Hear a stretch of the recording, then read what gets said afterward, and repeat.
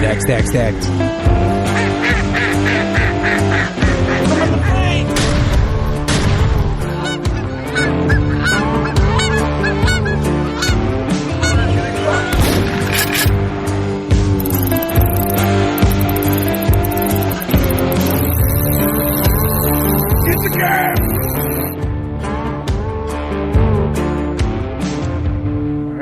Welcome back to the Outdoor Drive Podcast. There is no intro, so you guys will be very thankful for that. But we are going to start back off with where we left off with two members from Team WCB. What's up, guys? Hi. What's going on, fellas? Welcome back. I feel like we were just doing this. Yeah, you guys are like it was just seconds ago. We were talking about being on Team Working Class Bow Hunter. Listen, you guys. You didn't even change your fucking clothes. Thanks. I see how important that we are. No, I mean, like where we had left off, we were talking about Damian's bear hunt, man. And it was Clay and I's bear hunt. It turned out. I forgot. Sorry. No, it was his. I know it was mine. So let's talk about. I'm going to interrupt you and just cover it all up because I had just found out that my cholesterol was 440, and I had went on a diet. So go across the country where there's only choke and pukes to eat at and try and find something that's cholesterol conscious. Especially when you know nothing about what's cholesterol conscious. Right. I'm eating pine cones and you're taking dieting advice from waitresses. Yeah. Pine cones and badger balls in West Virginia. That was basically my diet. So not only was I on vacation staring at the side of the hill, I might as well have been like, okay, dude, alarm goes off in the morning. I wake up, Damian leaves, and I just shut myself in the fucking closet of the hotel room. And you're in West Virginia where all they eat is fucking biscuits and gravy. Yeah, pretty much. I liked West Virginia. It was neat. He was obsessed with West Virginia, actually. That's his first time. That's the furthest east you've ever been, right? I drove through West Virginia on the way to South Carolina once, or North Carolina. I don't know, one of those. But we were there, like the fall foliage was like peaking while we were there, and like it was, and it's dead nuts center of the state, West Virginia. This isn't just like over the Ohio border. This is where my dad grew up, and it is smack dab in the middle, in the heart of wrong turn, West Virginia. Yeah. It's my kind of people, the kind of people you drive up in their driveway and they walk out and they're going to eat. Like, that's my kind of place. Mountain mutants. We call them mountain mutants. Yeah. So we go to my new friend Brad's house. That's who's helping us. And this is not a joke. Like, we rolled up and 7 meet us. And I run in the house to use a bathroom. And 6 more met me when I opened the door inside. Dude had some dogs. And a potbelly pig. Oh, and a potbelly pig named. Oh, God, what's his name? Sherman, yeah. So we go down anyway, and the day before we get there, there's like a 350-pound bear standing broad daylight in the saddle that we were going to stick Clay in because that was having the most bear activity, just bears passing through there. And unfortunately, that was the last bear to come through there for the next, 5 days that you were there? Yep. There still weren't bears through there after that. Yeah. And I wasn't going to hunt. I wanted Clay to have full opportunity at all the places, and Clay was pretty insistent that I hunted, and he wanted us to hunt, so I was like, all right, well, I'll take the least active area and leave you the rest for you if you decide to jump around. But he didn't want to jump around because that big bear was passing through there. Like he would show up, he'd be gone for 3 days, he would show up, he'd be gone for 3 days, and he just felt like it was just a matter of time. So and that was the biggest bear on any cameras that were showing up. So he elected to gut it out there. And honestly, I would have done the same thing had I been there hunting on my own. So I was hunting the spot, and we're kind of razzing my cousin Bradley a little bit about it because, he's like, oh, the red oaks are dropping, but they're bitter. They got too much tannin in them. They're just bitter. The bears don't eat them. I'm like, they're acorns. They're going to eat acorns.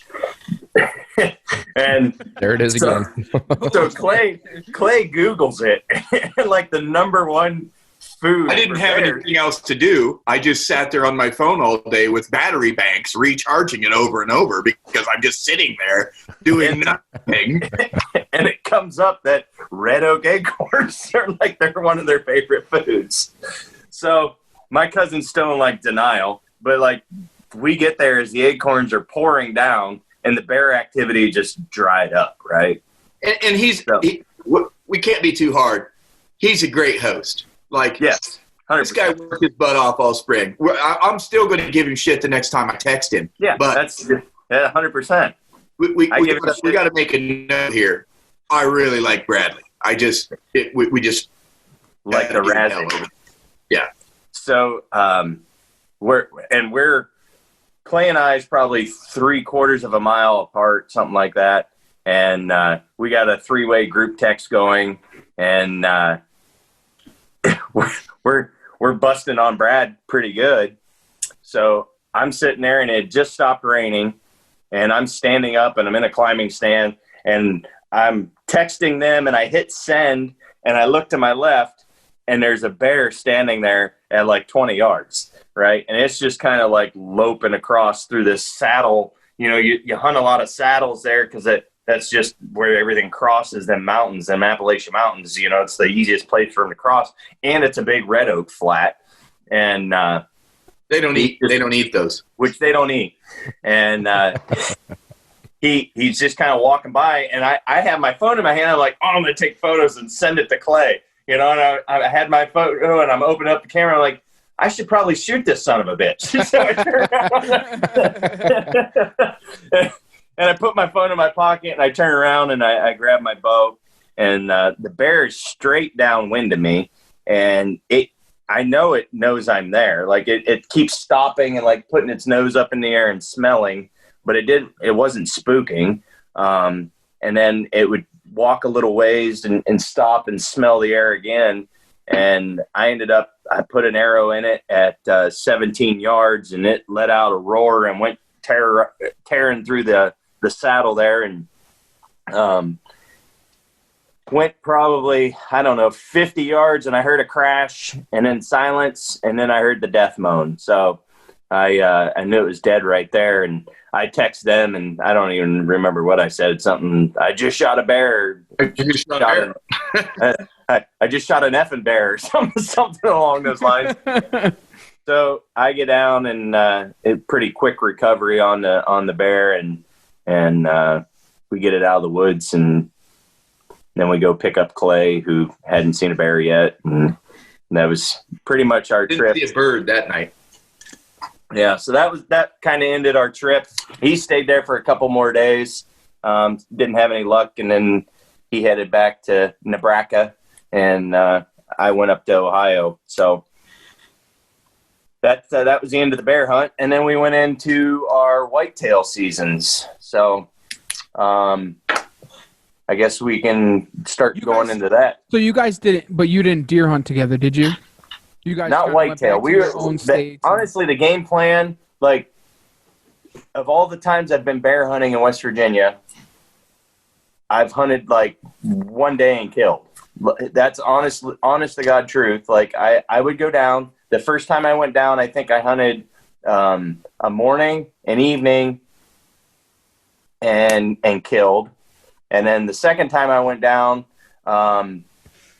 when did I do that? I shot that one. I sat. Those bears he was getting pictures of them all hours of the day on this like big flat that went around the ridge. And I went in, I was just going to sit all day. And I got on stand at 8 in the morning, and I killed a bear at 3 o'clock in the afternoon. So, I was pretty confident that Clay was going to get a shot, see some bears. the way it turned out, I would have never have guessed that he wouldn't see anything. But the game plan was we were going to tag out in bears, and he was going to come up to Ohio, and I was going to put him on a Pope and young deer in Ohio was the game plan. Nobody goes to Ohio to shoot a Pope and young deer. Don't you know that? Nobody. There's none here. That's why. Yeah, they're all 160s.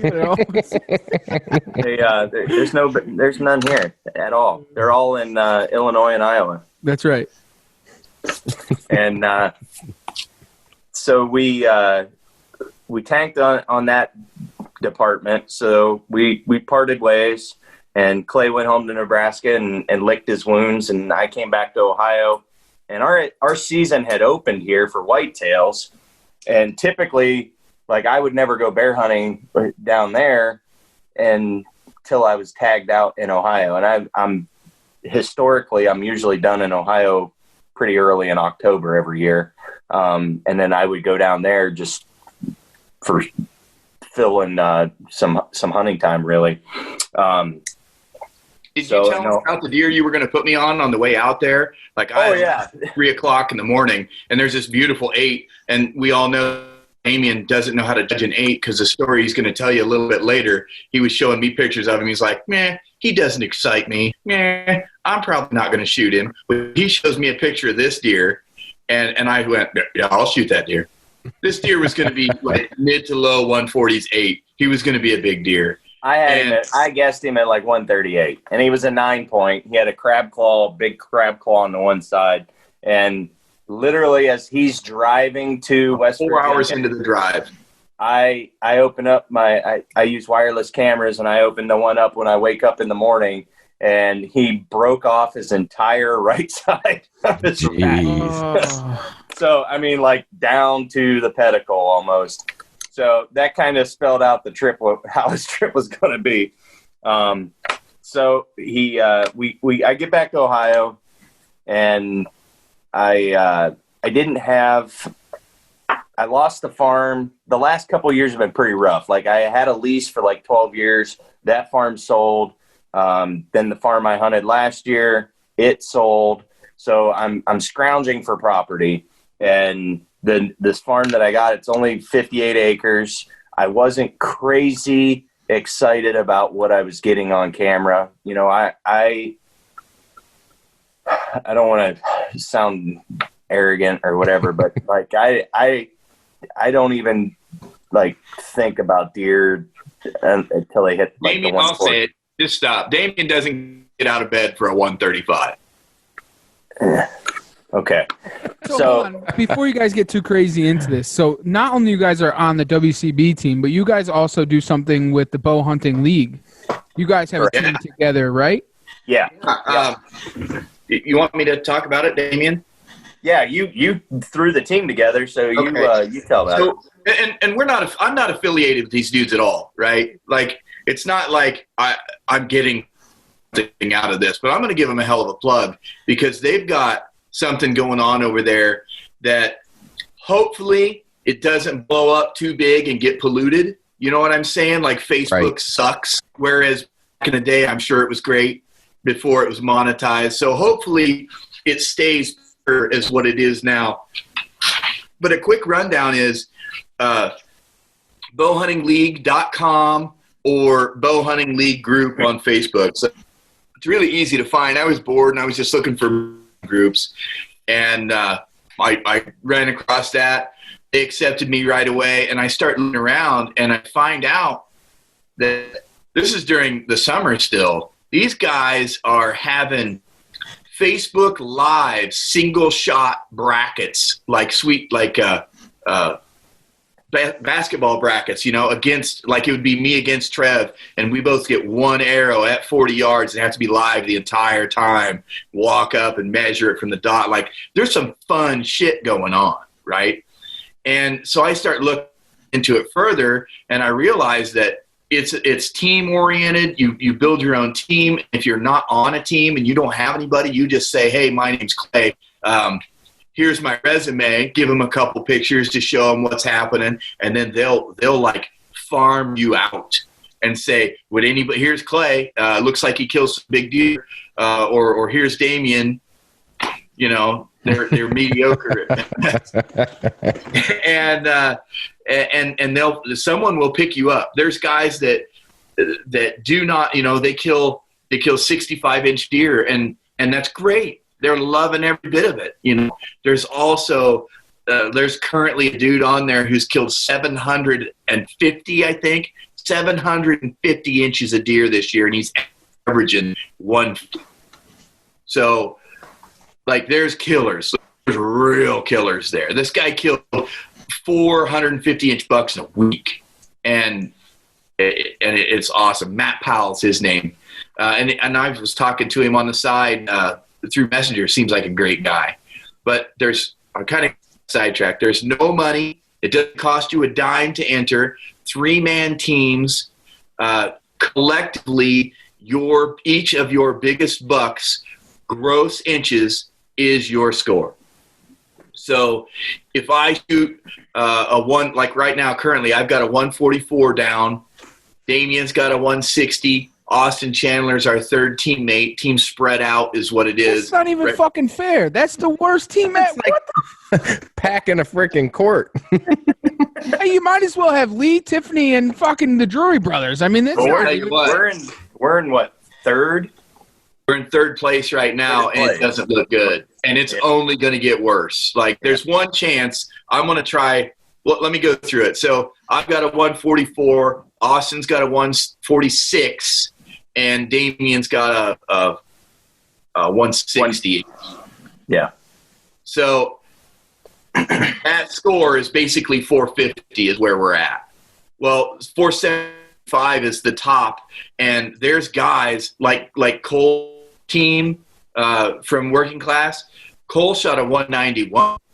And Landon, who's on his team, Landon Thomas, Mr. Excitement, he shoots a fucking 165. And then you've got Dana Pace is the third man on their team. Oh. He hasn't shot a deer yet. They're in like 9th. Dana could shoot a 120 and win the whole thing. Right. And you know he's not shooting a 120. No. Now, everyone can blank. Like, we all know everybody can blank. Like, he could not kill a deer this year. That's possible.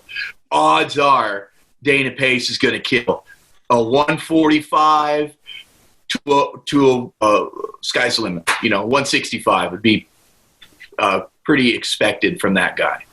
So he could also not kill anything, and they'll still be in fourth place. But he kills a 135. He kills a good Pope and Young deer. It's going to be tough to beat him. But there's a dude that's killed a 250. Guy in Ohio's on a team. He killed 250. That dude's pretty nice guy. I actually talked to him. I hooked him up with my buddy. My buddy shot the 5th largest whitetail ever in the state of Ohio. It's 272. And I kind of hooked those two up to kind of give him some advice on how to go about, you know, when you shoot a deer that big. So that dude is a pretty nice guy. But anyway. So what do you do when you do shoot a deer that big? You don't. It's all on your honor. And that's what's so cool about it. Because you don't win anything. And I'm not shitting on their prize packages. They're very generous prize packages, all donated. There's blinds, there's stands, there's scents, there's balls, there's safety harnesses. Like, it's really cool for a free entry thing. Like, if somebody doesn't like that, I guess they should go do something else. Join the Whitetail Championship or something, which is also cool. I'm not shitbagging that. But this is just so different, and it seemed more pure. When you kill one, you submit it through their rules, which is you send them an email, you tell them your team name, you tell them the state the buck was harvested, you tell them the score of the buck, you send them pictures of the buck. They have to have your bow in it, and they've got us three right here can tell you what a deer scores. You know what I mean? When we look at it and somebody says, this deer scores 190. Well, I know that deer behind Damian right there didn't score 190. So there's official scores and people that know what's going on who look at the photos. And I'm sure, I don't know what goes on behind the scenes, but I'm sure that they decide if this deer is even worth talking about. If they feel like there's a little foul play going on, they might decide, look, these guys he's not going to win the King of Tines. They're not going to place, and they just might not say anything. Right. But a winning team, and there's probably if there's some discussion about it, they'll just ask for more pictures, and you've got to provide them with more pictures. And who knows, those pictures could be, send me a picture with a tape on his G2. And from that, you should be able to figure out what he scored. I mean, you can't run trophy tape, right? I mean, that's not okay.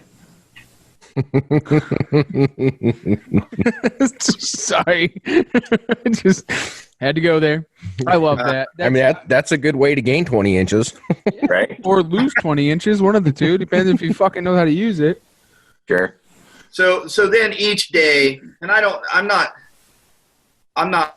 plugging these guys too bad. Like I'm not trying to, but like Ben Harrison is the dude that runs the league. So he just posted that, said congrats, to the guy that shot that, and it just happens like that all the time. And there's 15,000 people on this site. Wow. There are 500 3-man teams. That's a lot of people to keep track of. So I want to get involved with them next year. I'd like to help. You know what I mean? Because what's happening? I did see that there was on that last post they posted there was like 37,000 inches of antler submitted and like 370 bucks out of. So 370, whatever it ended up being, the average score was like 134. So whatever that math is. So I mean that's pretty cool to see. A bunch of people just killing deer, and it is fun. You just, there's nothing in it. You have nothing in it, but just kind of. Just a good group of guys. Yeah. Yeah. And girls, there's lots of girls there too. I just like the fact that you were saying that they go live and they do the shots. I mean, that's pretty badass. That's what we do all summer anyway. Oh, and of course I start a day after they freaking start that. I was so pissed. Not that I don't want. I just wanted to participate. It was right. It was what you, as a fanatical hunter, want to do, which is talk about deer hunting, shoot your bow, talk about deer hunting, and talk about deer hunting. I'm with it. I totally agree with it. I think it's fucking awesome. I'm gonna have to. I got on this whole curve like after everybody. Like, I must have been friends with them, but then I saw you guys all posting on there, and I'm like, oh, what the fuck? I missed out on all this great stuff. And I'm like, how did we get involved? I guess that was because I shot the deer this year. But other than that, I've probably been like, nah, it's not that cool. So I just found that post Damian was talking about. 41,930 inches, 311 bucks with an average of 143. There's killers. There's like 5 200-inch deer already. Jeez. This year was. Do you guys find that this year was like one of those years, like years of the Giants? Like there was more bigger deer shot this year than it was a lot of years in the past. Do you think COVID has to do? Yeah, right. It does seem, especially in Ohio, at least. Almost everybody that I know that are serious hunters, and usually I won't say tag out every year, but when they kill bucks, they kill good solid bucks. And this is the first year that I can remember that I'd be hard pressed to just name drop one that hasn't tagged out yet. It does seem like a lot of people tagged out on really good bucks this year. Out of, say you have 20 close friends that are diehard hunters, not if you're pretty lucky if 75% of those shoot 140 and better bucks every year.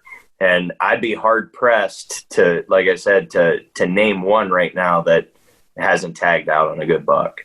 Yeah, I think that's the same here. Also, it's like, I mean, they're not 140s, but they're all good bucks, and everybody's. I mean, you're just seeing so many more bigger bucks shot this year. I don't know what it is. I don't know if it has to do with the whole COVID thing because everyone's has the time to go and hunt, or it's just that. I mean, we've had. I don't know about you guys, but we've had pretty weak winters here. Where our winters have been weak, but I mean, we had a drought the second half of the summer. It was drier than hell here. And you would have thought that would have kind of stifled some of the growth. I know it really put a damper on food plots and stuff around, but yeah, I don't know what they, like you said, maybe with the COVID stuff, more people had time to be out in the woods and tag out. I don't know. You might be right on that. Yeah, it's just cool. Like when I was kind of bad when, I went to taxidermist with mine because I brought him back here, and there was 3 bucks that were bigger than mine, and we were in fucking Connecticut, and I'm like, I didn't have to go all this way. But no, it's just cool to see that there's a lot of big bucks, and that that many people on the league have shot giants, especially average of 141. I mean, that's a pretty good average.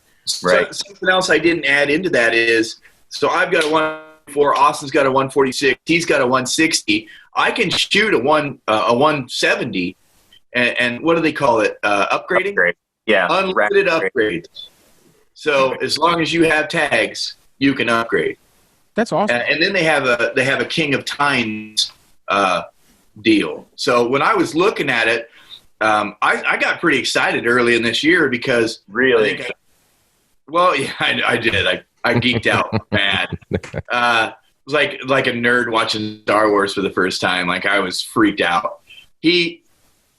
I started looking at this whole King of Tines competition, and I would have got was it second or third overall last year out of everybody, and because I shot 460 inches of deer last year, and I'm like, well, I'm going to kill 2 in Nebraska, and at that point I didn't realize yet I couldn't kill 2 in Illinois.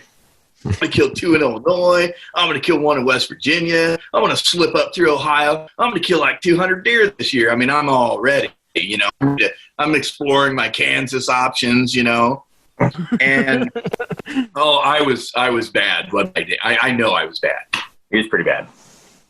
It was bad. I was like, we're going to get this done. Well, here I am, 144 inches, because that doesn't count. And that wouldn't have put me anywhere heavy, but I would have been, I'd have been in the top 10 right now for now. And all I had to do was go see Damian and have him sprinkle his fucking Ken dust on me, and I'd have killed a 140 with just kind of get up and nonchalantly walk out and get in one of his spots. He's a super predator. So as you were talking about before, I almost called you Ken. Damian. You were talking. Clay's all right with it. No, you were talking about how you had lost a bunch of properties and so on. So before we went on the bow league kind of thing, so why don't you go into that and how your deer season kind of unraveled? Yeah. So like I had said, the last couple years, I've lost a lot of property, and I landed 58 acres this year. And honestly, I didn't get it until the first week in August. So, and I went down, I met the landowner there. He showed me around the property, kind of showed me the property lines. And I asked him if I could plant a food plot. He was all for it. He's like, yeah, sure, whatever. So I did a food plot. Again, with the drought, it didn't do fantastic, but it did okay. And, here in Ohio, we can feed. So I put corn out, just kind of take inventory of what's there. Because the guy that owned the property, him and his son and the other people that had hunted it in the past, they weren't serious hunters. They would gun hunt. They killed a couple bucks that were, mid 120s over 25 years, that sort of thing. Nothing special. So I really didn't know what to expect. So I put cameras out, started getting photos of deer. Wasn't overly impressed with the velvet bucks that were there. One was that 9-point. He was the best one. He's a big mature deer, huge pot belly on him, big old bucket head. I don't think he'll break 140. Well, especially now he's broke off one side, and now all he is a G3 in the crab claw. So he's really busted up. But that should get him through, hopefully, to next year. Hopefully nobody will shoot him for that reason. He'll kind of maybe put a little more on in another year. So wasn't overly excited to hunt it. Right before season, probably, I don't know, a week before season or so, I got 2 really crappy photos of a buck that looked decent. He had a bunch of stickers and trash and stuff, but he still didn't he wasn't overly impressive, right?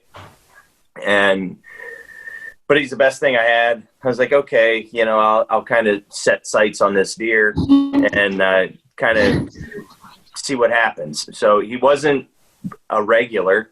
I got those 2 photos, and then I didn't see him for a couple weeks.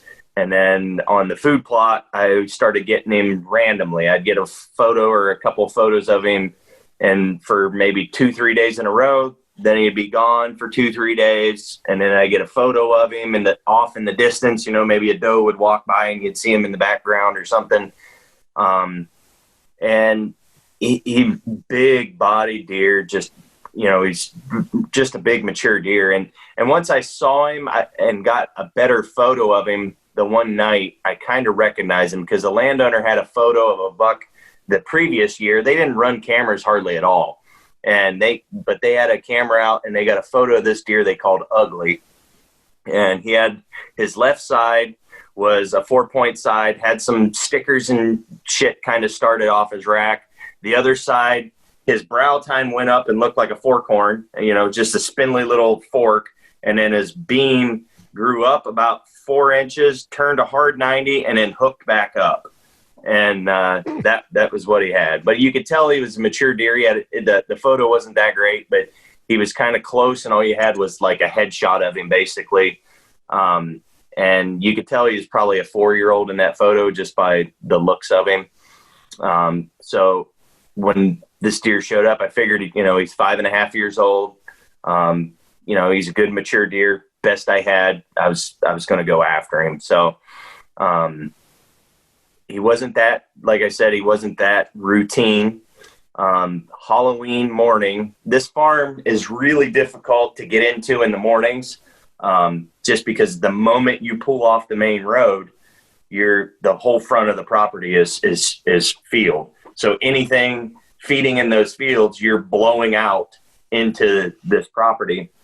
And it's 58 acres, but honestly, it probably hunts like 15.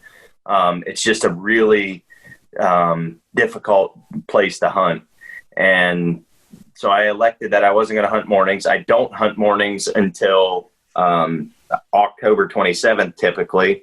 And I had another buck that's a pretty decent buck was showing up in the mornings, and would send him to Clay, and Clay's like, good thing you don't hunt mornings until the 27th. And it was like the 25th, and he's there at like 8 in the morning or something. Oh, there was that beautiful cold front that came through. Deer cast just went completely crazy, Yeah.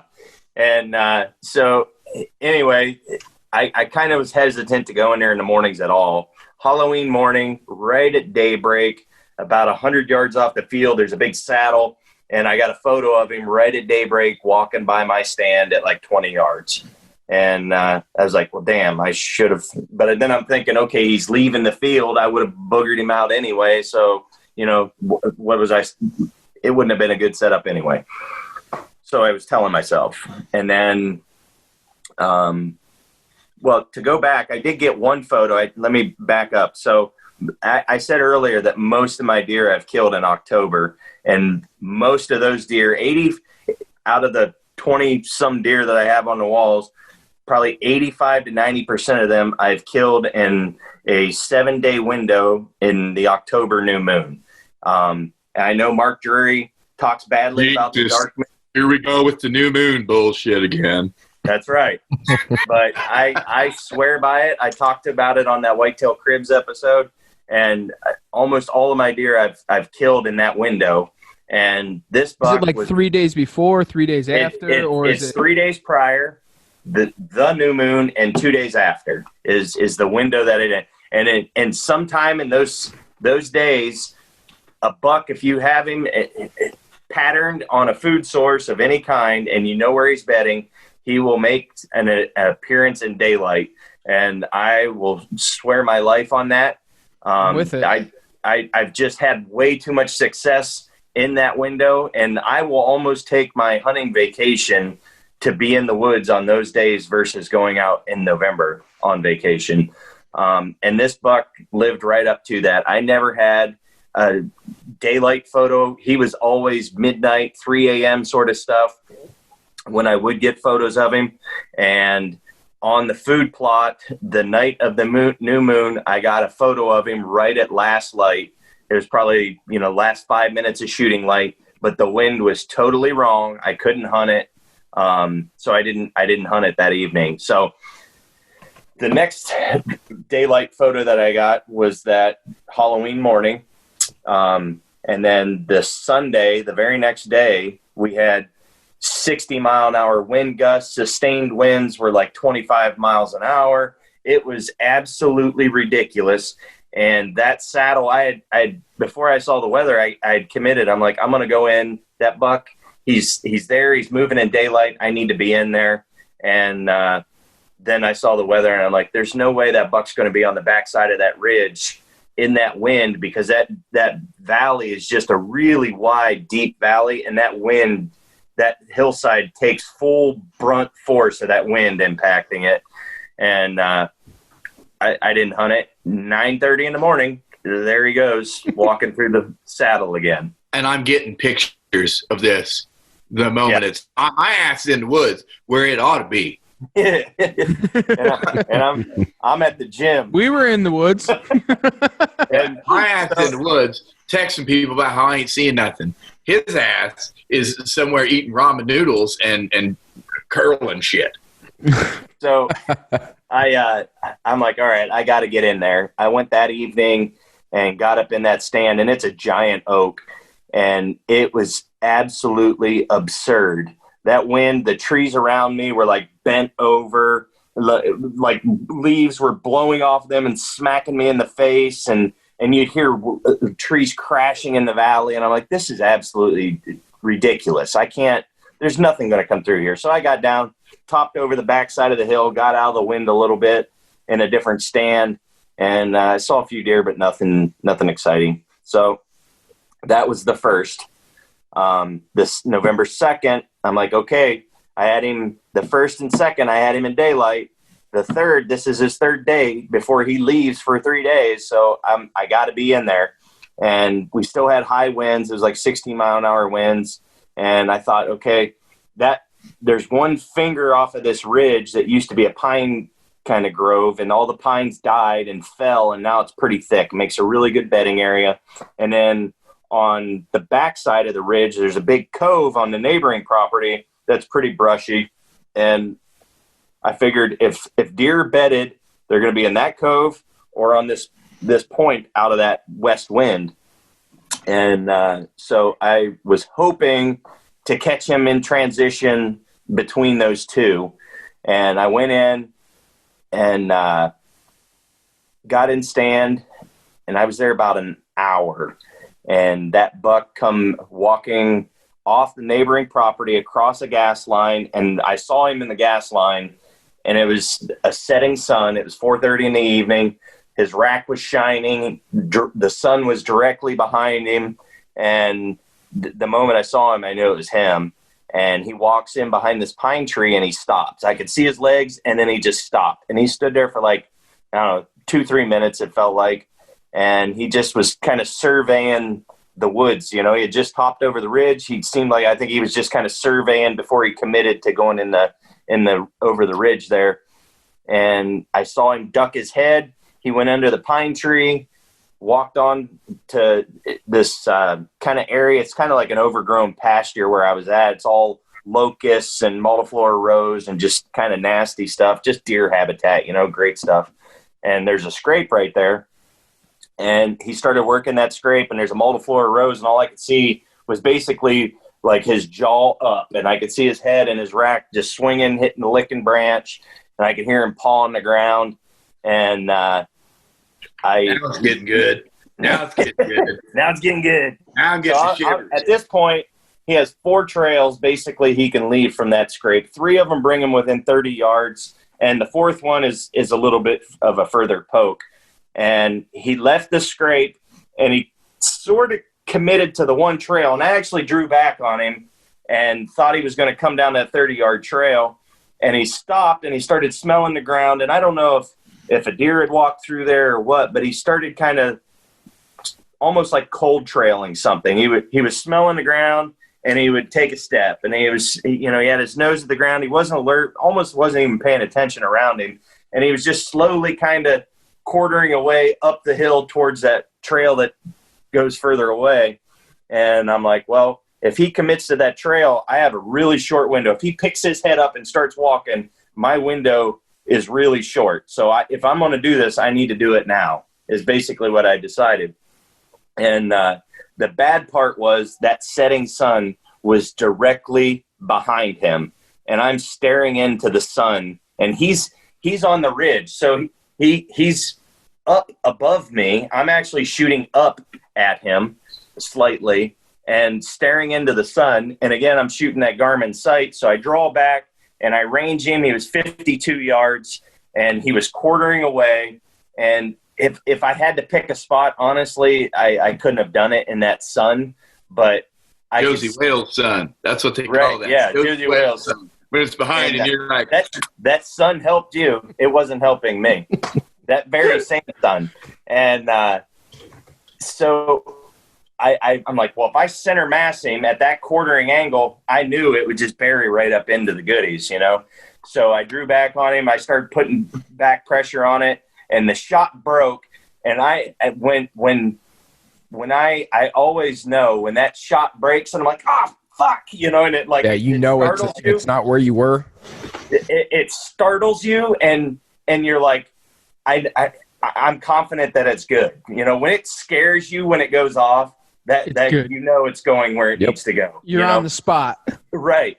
And if it doesn't go where you thought it was going, you need to change your sight, because that was a perfect release. Yeah. And it just broke, and I was like, and it was 52 yards, lighted knock, and I could see that lighted knock going, and it made that whack, and it absolutely made that buck just goes and made this ungodly like grunt, knowing I just wiped him out. And he buries his face into the hillside, and he's running like on three legs trying to get up, and he's just bulldozing his face into the dirt. He finally gets his legs under him, and he goes shooting back across the gas line, and I could just see blood just spraying out of him. And he hits the tree line on the other side of the gas line, which is just slightly out of sight. The gas line kind of drops off the backside. The treetops shake, and the woods go silent. And I'm like, he just crashed right there. Move about 6 inches to your left while you're telling this story so we can look at the damn thing behind you. Oh. We'll bring him over here. So he ended up running about 25 yards. And look at the blades on the fucking brow. He surprised me. This is one of the few deer I ever killed that walked up on him and grew on me. Like, the trail camera photos you would see that. That's not impressive. Like, that doesn't excite me at all. He's so full of shit. He just misjudged this deer. He was sending me pictures of this deer saying, that deer doesn't excite me. And I'm like, this guy's giving me a free pass. This doesn't excite me. Honestly, with the deer that I've killed, that does not. I knew that deer was bigger, just like you knew that mule deer was bigger. I was looking at that deer. Turn him a little bit. You slightly turn him a little bit, and all of a sudden he becomes a little bit special. And wow, he's got what really added to him. Like, he's 10 inches bigger than I expected. I thought he might touch 150, and he's 10 inches bigger. So I didn't think this was scoreable. It's 1 1/8 inches.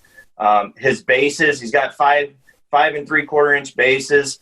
His brow tines start really low down on his beam, which, giving big bases, also adds 1 inch to what I was guessing his brow tines to be. Because when you were looking at nighttime photos, you're going off of this, you're going off of that.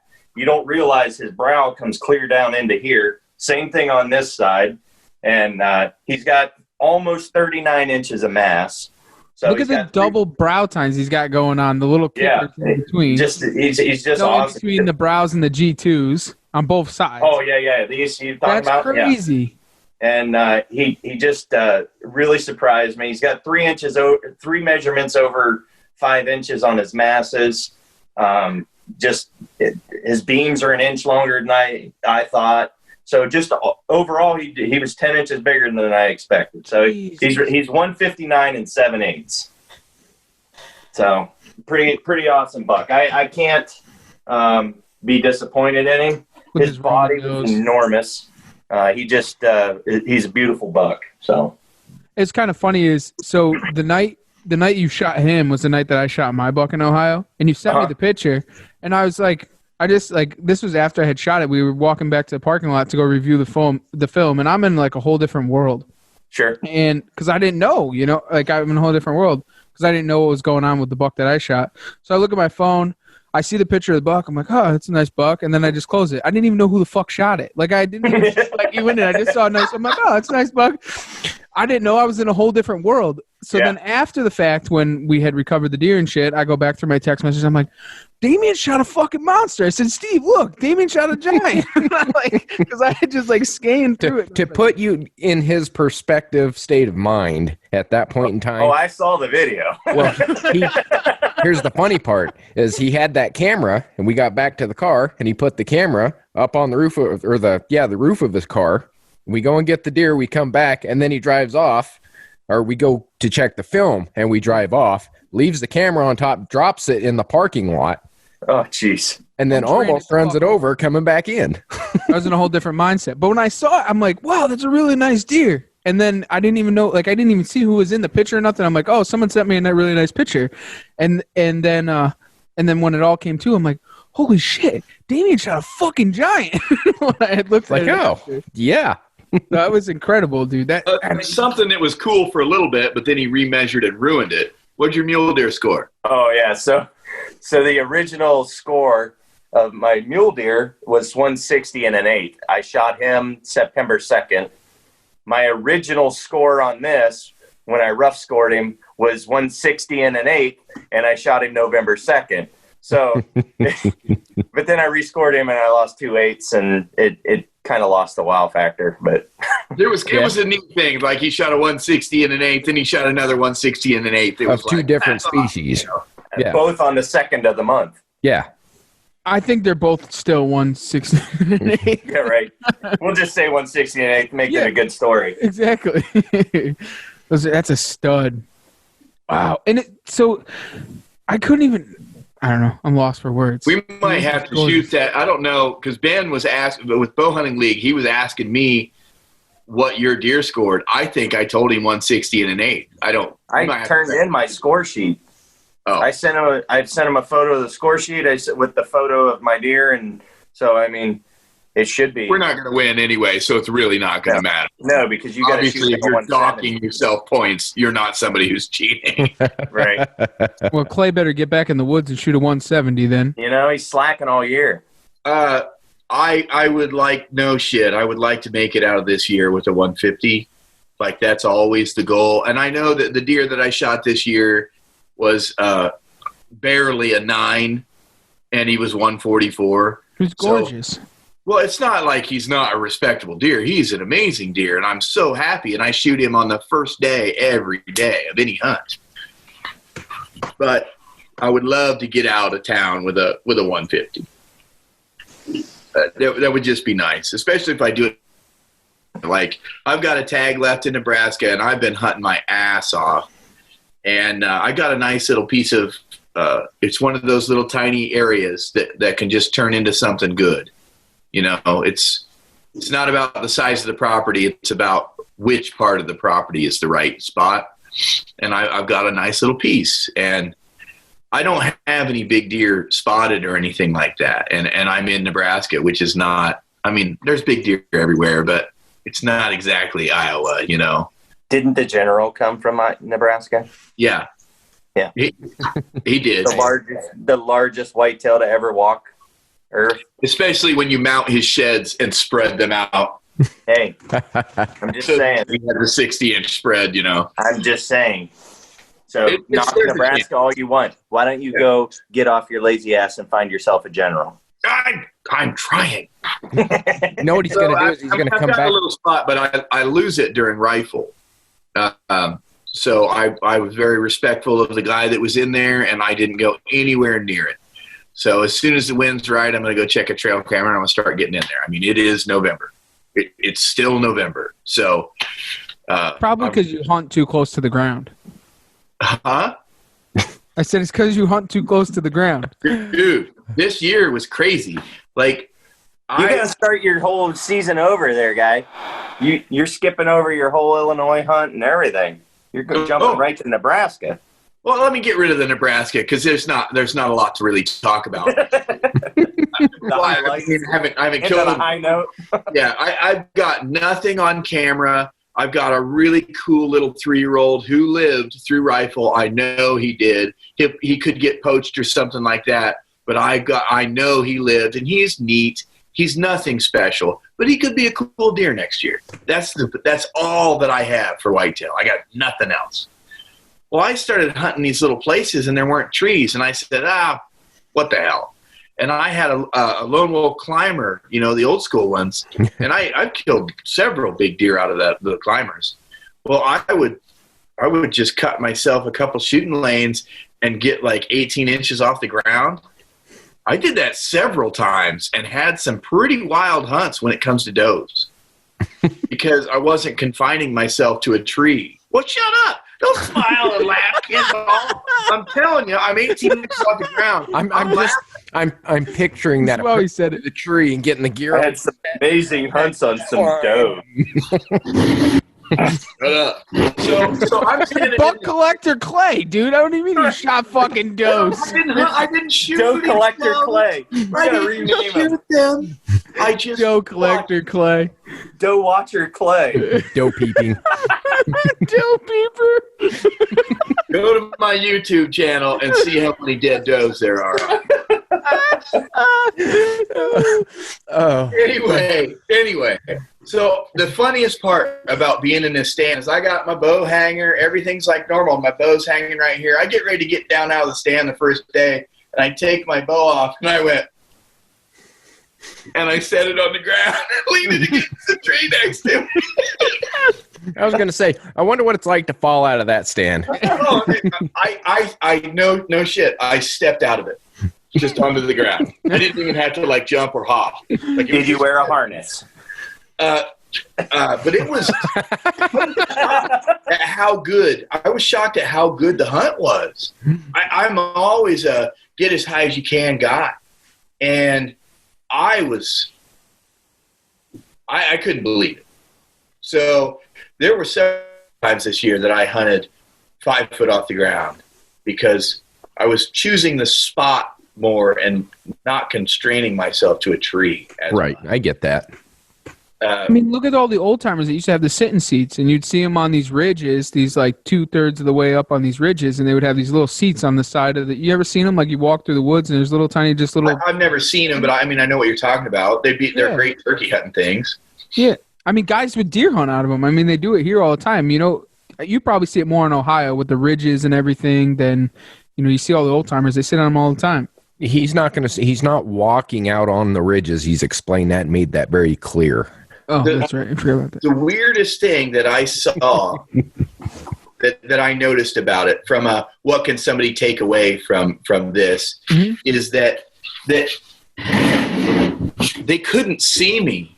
And you know me, my opinion on camo. Like I like big broken camo, but I truly it can be chartreuse and because deer can't see color, but I like the big open patterns.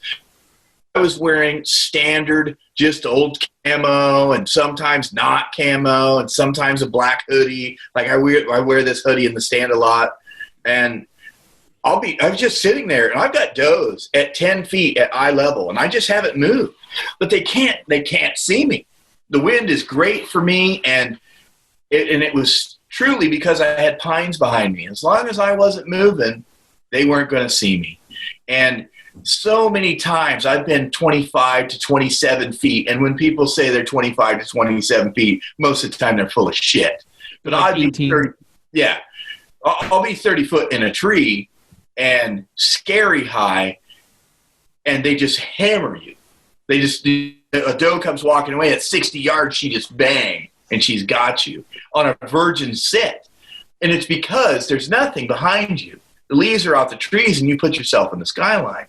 I was shocked that when I made sure to drop myself below the tree line, shocked at the difference it made on whether they saw me or not. And I learned a ton this year about that. And just to trust the fact that if the wind is right and you don't move, they won't see you. It's wild. No, that makes perfect sense. So you did dive in and you may have opened another rabbit hole, but you've got your YouTube up and going now. So what are your plans there? I know we talked a little bit on the last, but fill us in. Like I don't have huge plans for it, but I like doing the videos so much. Like I really do, and it's kind of a way for me to look back through and see. Man down. Can down. It's a way for me to look back through and hold on to those memories. But then all of a sudden some people started gaining a little bit of interest, you know, and it's not like I don't have very many followers or anything like that, but or subscription, I guess they call it on YouTube. Right. I'm liking it so much that I'm going to start doing more videos, and I'm just going to put it up there. And if people keep liking it, I'm going to keep making videos. So, I didn't realize how much motivation you got when somebody subscribed. Like, YouTube sent me something. They're like, "Oh, you got this many subscribers! Congratulations!" And I was like, "Oh!" I'm like, "Oh, I gotta make more videos for these people. They need them, you know. They need them. That's right. They need them.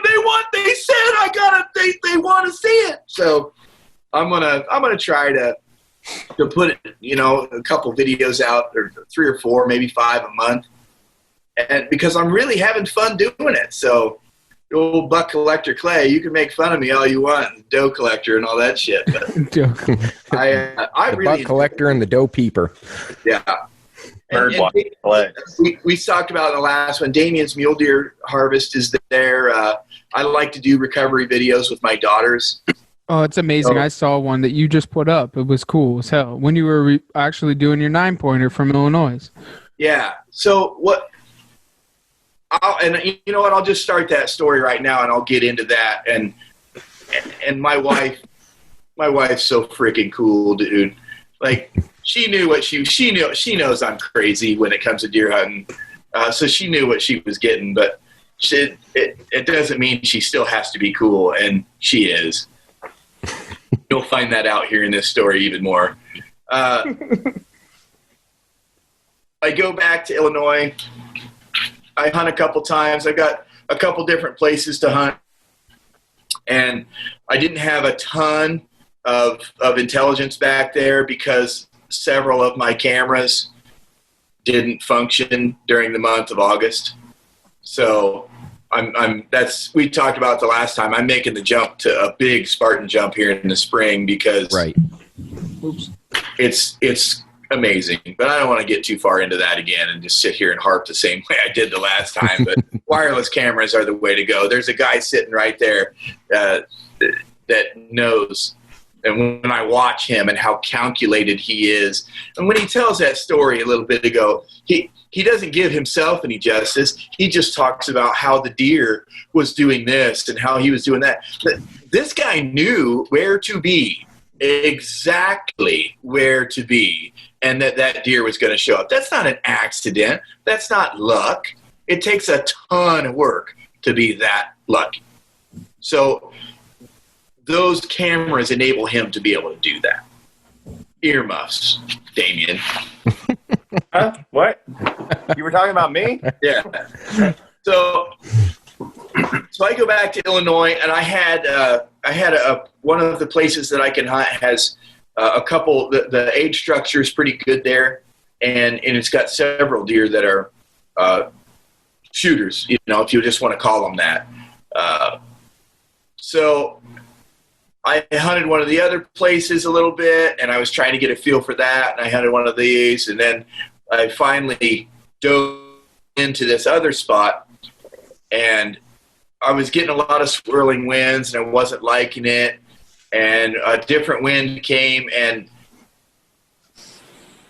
I had heard the term quartering wind, and I didn't realize what that was. I'd been doing it for years, but somebody put a term to it, which is right. And Damian puts it in a really good way, which is it's got to be good wind for you, and it also has to be good wind for him. So you want pretty good for you and pretty good for him, because it can't be great for you and great for him. So it's just that little line of the difference between I'm really skating whether this wind is going to nail me. And if that deer goes 10 yards the wrong way, then it's bad for you and good for him. Right. So, and I'll try and do a little bit of a visual thing but I'll still talk about as much as I can. So imagine a corner of a large woodlot, that was roughly 80 acres. The actual woodlot surrounded by ag is 80 acres. So if I've got a north wind and I'm if I've got a straight west wind and I'm in the southeast corner, then deer are going to travel that east side.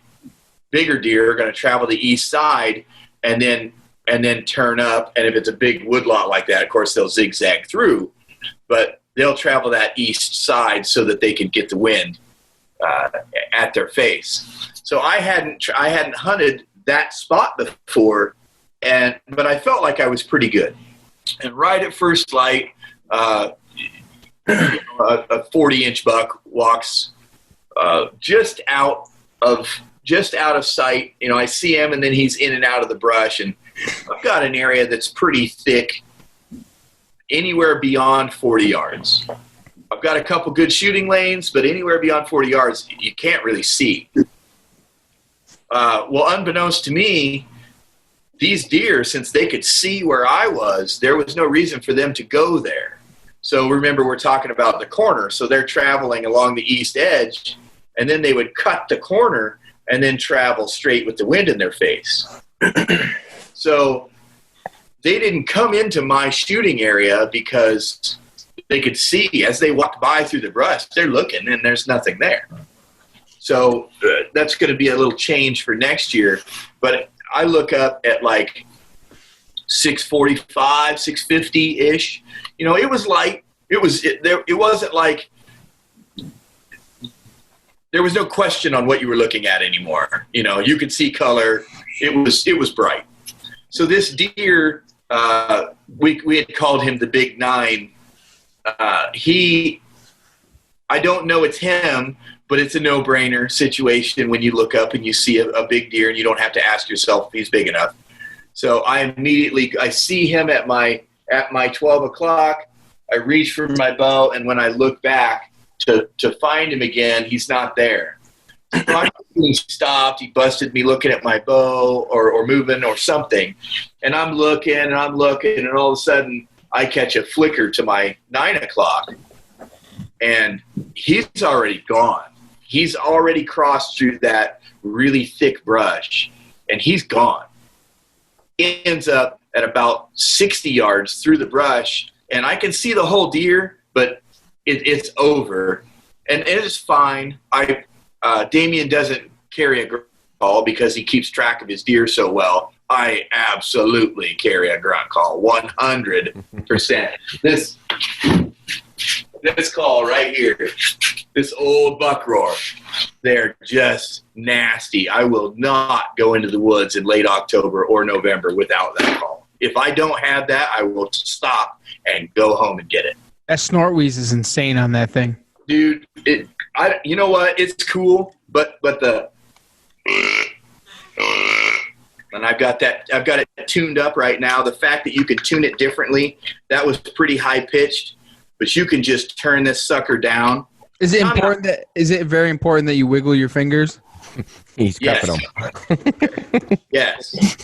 This part, Absolutely. You did like the wiggle. You did like the Ken wiggle. Fingers. Yeah. Busy fingers. I love this call. And I'm not selling calls. I don't give a shit. They don't care anything about me. This call has killed 3 deer above 150 inches and this deer for me. 170s, 160s, 150s, and this one. So I love this call. And I've got 2 or 3 of them just laying around the house. So this deer is beyond shooting, and he's going exactly in the opposite direction, walking directly away from me. I let him walk another 15 yards, which I think is important about this story from a takeaway standpoint. And I'm not the first one who's ever said this. It's just pretty standard. You don't grunt at a deer when he can see you, right? Because he'll just look at you. So I let him get beyond where I was at, and now all I can see are his ankles. And he's walking, and I just gave him a just like that. And he stops, and he spins his head around at me, and I can't see him. I can see tines, maybe, but he can't see me. And directly behind me is an open field, and the line of the timber edge is thick. So he just can't see what's behind me. And I'm doing one of these, grunting behind me, right, to kind of throw my voice backwards. And I have his attention. I don't know what they call it, but when a buck is chasing a doe, they'll push off. So if they're chasing with each footprint, it's grunt, grunt, grunt. And then when they push off, they like rip a big grunt out. Like I don't know what they're doing, but I gave him and just that ramp right there. And that son of a bitch spun and walked right at me. And he was walking fast enough at me. He was going to the field behind me. There was no question. He wasn't going to wait. He wasn't stopping. He wasn't sniffing the flowers. He was going to find out what was happening. Buck walks right back at me. And so now he's coming down, and he walks through a shooting lane at 30 yards broadside. And I didn't do anything at all. And I went like, hey, idiot, maybe you should get ready to shoot this deer, because it was happening right now. And he walks right up to a 25-yard place, and I grunt stop him in a 12-foot wide lane that I'd cut that in August. Like, it was beautiful. He stops right in it, perfectly broadside. Like, if he wasn't at a 90-degree angle, he was like at an 86. Like, he was broadside.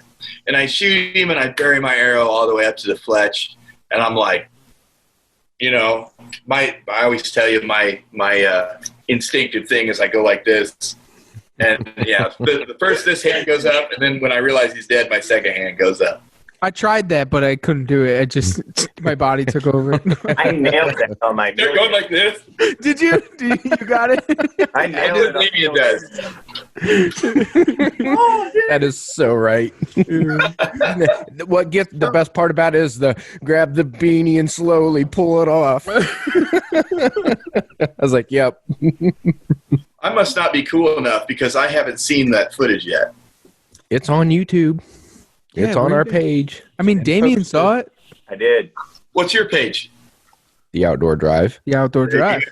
Let's plug that, baby. That's where he was going. Free plug. I want to go back on the grunt call real quick on that. Yeah. So like when you're calling, is that, I don't think it. Hold on, let me fix it. All right.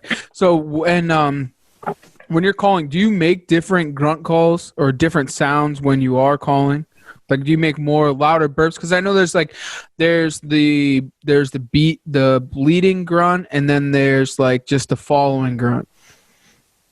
So, or do you believe in something? So a lot of people, like, their thoughts on this are like a breeding grunt is more of what a mature buck would make, and then just a regular like following grunt, like burp burp burp, is more of a.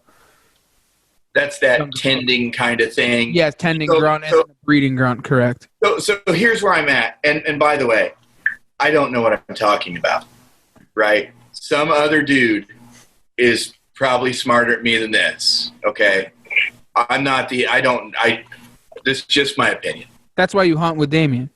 Because he carries my shit. I don't drug call, so it ain't my He doesn't know anything. He just carries my shit. Yeah. I'm a caddy. Let's get The real. caddy guy. Yeah. Got a good-looking caddy, bro. I don't know where you found that good-looking a caddy, but I need one of those. Yeah, I Facebook while he gasses up the truck. Oh, okay. Give me some Casey's pizza. Yeah. So I heard a guy on YouTube the other day, and I went, like, what in the hell is he doing?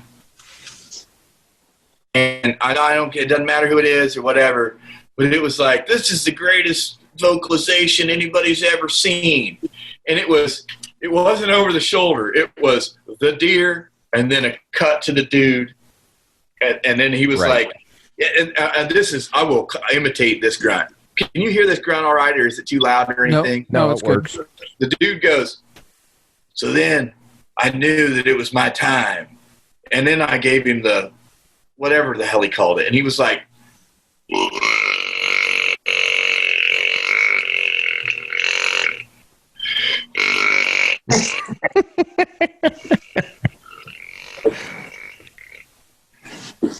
the guy grunts for 10 seconds. Like I ran out of air, and it was not accurate. I needed more air to give his grunt. And I what in the hell is he doing? I've heard deer. I'm not saying a deer will make that noise. I've heard a lot of noises, heard a lot of deer noises, and never have I heard one go. You get the drift. So here are my noises, right? I believe in the roar. I believe in the snort, wheeze. Snort, wheeze is not something I would use a lot. Like if I get a deer just being crazy, smash and brush, and just very clearly pissed and bristled up, I would feel comfortable snort wheezing that deer. If he was going the other way. But it's all last case scenario stuff. I'm not using this if the deer is going to be in my range, and it's always after he left. So I will hit a few grunts, not a big blind caller, you know what I'm saying? But last year's Illinois buck was a blind call. I didn't know I was blind calling at the time. I was calling to a different deer. But that 156 that I shot last year, that Slick 10, he very clearly was coming to me and mad. So if I were going to blind call or if I were going to try and get a deer's attention, I start small and I will increase the story, right? Because that's what I'm doing. I'm trying to tell a story, but I'm only trying to tell it at the volume that he just hears it. I don't want to walk into a deer's bedroom and go, right? That's not where we're at. Although that noise, as loud and as weird as it sounded, if I'd have blown just a little bit, I've heard those noises. That's a I'm chasing a doe kind of a noise. And I don't have the vocabulary, what all these fancy ass people are calling this stuff. I just killed a deer, right? So I'll use that. If I want to get a deer's attention, the first vocalization is always this. That's it. And then I watch him. What did he do? Did he hear me? You know if he heard you. Mm-hmm. Yeah, it was and maybe he didn't hear me. And so then I'm listening to the wind. I'm listening to the leaves. I'm listening. Is he walking or is he standing still? Right? Because if he's moving, just like you can't hear when you're walking through leaves, except you walking through the leaves. So if I were to give him if he were to not hear me, I might give him the same call again, just a hair louder. And that, like, obviously this deer's moving out of my territory. Then I'll give him a rip. Like, I'll give him a couple of those, and then I guess I'll roar. I don't know if it sound like this.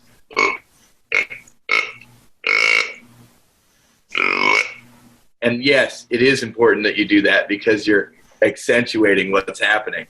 So I might get that, but I'm staring at him the whole time. And the moment that he cranks on me, I'm done. I am done. You mean you don't whip out the rattling horns and start rattling and all that? Black rack? Yeah. What I do, I tape the black rack, and this is a pro tip. I tape the black rack with, that aluminum tape? Not like duct tape. I tape them to the insides of my knees, and then I just slam my knees together while I'm, and that's when I pull out the big gun. Every time. Won't go 20. Life lessons with Clay Thurman. Will come 20. I tell you what, I got a life lesson for you after this. I don't want to. It's actually a life lesson this time. It's not about squirrel pouch and moonshine. And then I'm going to get – we got to get into those questions and answers because we got a ton of those. So we'll go with those after life lessons. So to end that, unless that deer looks the other way, I'm not hitting him with another noise, right? If he looks the other way, well, then he's not that interested. I want that deer to turn around and walk to me. And it is extremely effective in the right times of the year. So it is what it is. So this deer, I spin him around. He comes back to me. And I'm trying to get Ashley to bring me a broadhead. I want her to bring it to me so that I can show it to you. It's getting to be that part of the story. We'll see what she's got to say. Could you imagine being married to Clay? No. Like a couple days in hunting camp. Like I'll tell you a story. We get back from bring me that broadhead, please. Bring you the broadhead. Yes. Okay. I love you. And I'll take out the trash as soon as I'm done. So here's a little side note while we're waiting on Ashley to bring the broadhead. We get back to camp, and it's nap time, right? So I go, I'm going to go take a nap in my tent. My tent was 50 yards away from his meat wagon camper trailer. Hang on. He's going to tell this, and I'm going to tell how it really happened. Go ahead. This is this is as accurate as it will ever be. He said, well, I thought we could talk. And I'm like, that sounds like a woman. But I'm like, all right, I'll bring my cot over here. So I go back to my tent. I drag my stuff over here. He's laying in a hammock inside his camper, right? And I stretch out the thing in the shade there and lay down.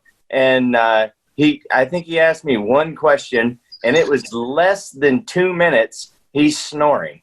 And I'm like, he made such a big fuss. I thought we could talk about strategy and stuff. And he fell asleep in 2 minutes. And I just grabbed my shit and went back to my tent. I was like, what a dick. Now, here's the way it really happened. Exactly like he just said it. I thought we could talk. He looked at me like, really? All right. He's used to nighttime stories. That's why. That's what that was all about, Damian. Yeah. We were talking on my next trip out to mule deer hunt, and he was telling me about this giant elk that they had just killed and all this other stuff. Yeah, I'm telling him an elk hunting story. We killed a 316-inch elk in New Mexico, and I'm telling him the story, and I am in the heat of the stalk, right? And I hear... This son of a bitch falls asleep on the phone. And then I wake up. I hear him. I don't know I'm asleep, right? I hear him go. His wife's name's Dana. I hear him go, Dana, and I'm like, well, dude. I gotta go. Well, dude, I'm falling asleep here. I want to let you go. I'm about to fall asleep. You've been asleep for the past 3 minutes. I've been listening to you snore. I just wanted to get my wife to listen to it. Oh. So I shoot this deer. Let's back up. Let me finish my story here. I shoot this deer, and I shoot him. He's only at 23 to 25 yards. I shoot him right through the X of where it's going, and he's just a tiny, tiny bit quarter to me, and I shot him just a tiny, tiny bit high, right? And by that, I mean I shot him an inch into his shoulder blade. So where his shoulder blade cups around in the back, right where his scapula is, I shot him about right there and just buried. I was shooting a Rage hypodermic, and I had never shot them before, and I buried it into him, and he takes off. So he runs back to my 12 o'clock and disappears almost instantly.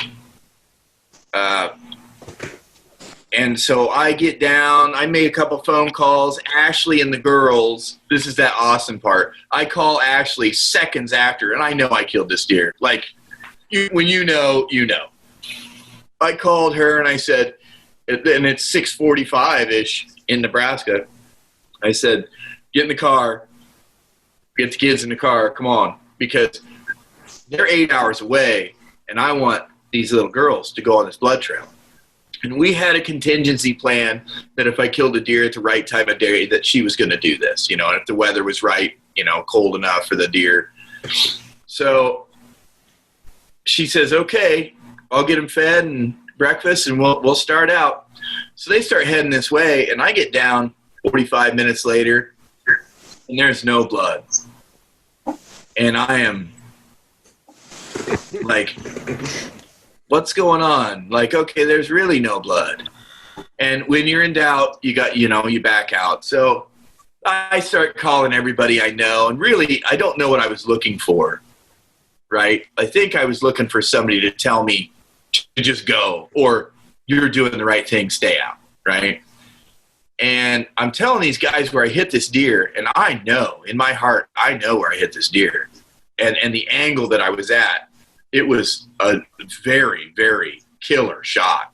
And I know that it got, at minimum, a half an arrow of penetration. Like, he's dead. But I can't find any blood. So I go back up in the stand, and I actually say out loud to myself, because now I'm talking myself out of it.